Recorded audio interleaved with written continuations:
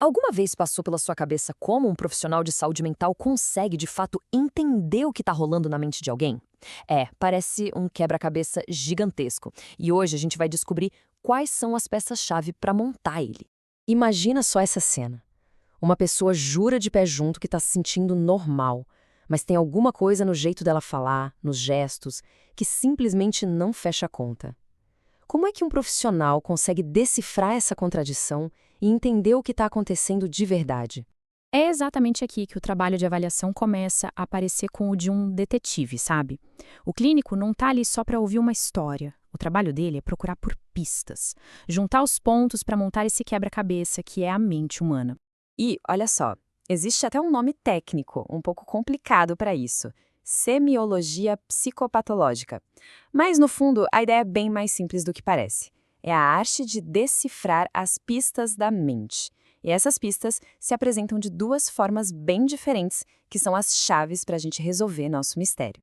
Bom, vamos começar então com a primeira peça desse quebra-cabeça, que é o universo particular da pessoa, aquilo que só ela consegue descrever. Essa primeira pista é o que a gente chama de sintoma. E o ponto crucial aqui, que a gente precisa guardar, é que ele é 100% subjetivo. É a história contada pela própria pessoa, a queixa dela, o que ela diz que está sentindo por dentro. Por exemplo, quando alguém chega e fala, estou sentindo uma angústia intensa, isso é um sintoma puro, é o testemunho direto do que ela está vivendo. Ninguém de fora consegue medir ou verificar essa angústia, né? Ela pertence totalmente ao relato da pessoa. Só que a investigação não pode parar só no testemunho. Agora a gente vai para o outro lado da moeda, para a segunda categoria de pistas, que são as evidências que podem ser vistas de fora. Essa segunda pista é o sinal. E aqui a história muda completamente. Um sinal é objetivo, é algo que o profissional pode ver, ouvir, medir diretamente. É a evidência concreta, o comportamento que se manifesta. E é aqui que a coisa fica muito interessante. Lembra daquela pessoa lá do começo que dizia estar normal? O relato dela, ou seja, o sintoma, é de normalidade. Mas o profissional pode estar observando sinais que contam uma história completamente diferente. Uma fala acelerada, uma agitação que não para, um pensamento que parece uma locomotiva.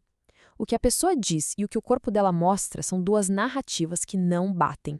Então, para resumir, de um lado a gente tem o testemunho subjetivo, o sintoma, e do outro a evidência que pode ser observada, o sinal.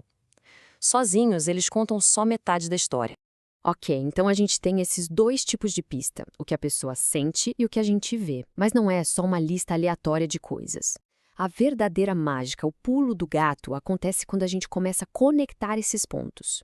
Acontece que sinais e sintomas geralmente não andam sozinhos. Eles tendem a aparecer juntos, em grupos que formam padrões bem reconhecíveis. É como achar várias pegadas do mesmo tipo na cena de um crime. Elas começam a contar uma história maior. E esse padrão, esse agrupamento de sinais e sintomas que vive aparecendo junto, tem um nome: síndrome. Uma síndrome é basicamente a descrição desse combo de pistas que a gente aprendeu a reconhecer. Vamos ver como isso funciona na prática para ficar bem claro. Pensa na síndrome depressiva. O sintoma, como tristeza profunda ou desesperança, pode vir junto com os sinais, como a pessoa se mover mais devagar ou ter pouca expressão facial.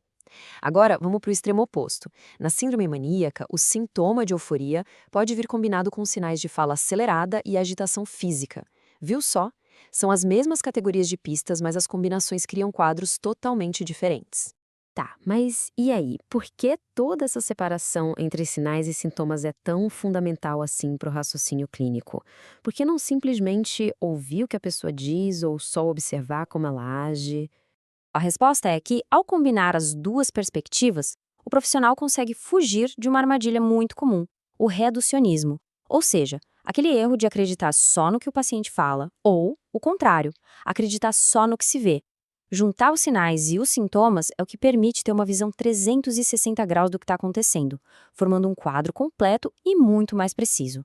E isso tudo acaba deixando a gente com uma reflexão que vai bem além da clínica. Se o nosso mundo interno e a nossa expressão para o mundo podem contar histórias tão diferentes, fica aquela pergunta no ar: como é que nós, no dia a dia, podemos aprender a ler além das palavras e a enxergar de verdade a complexidade que existe em cada um?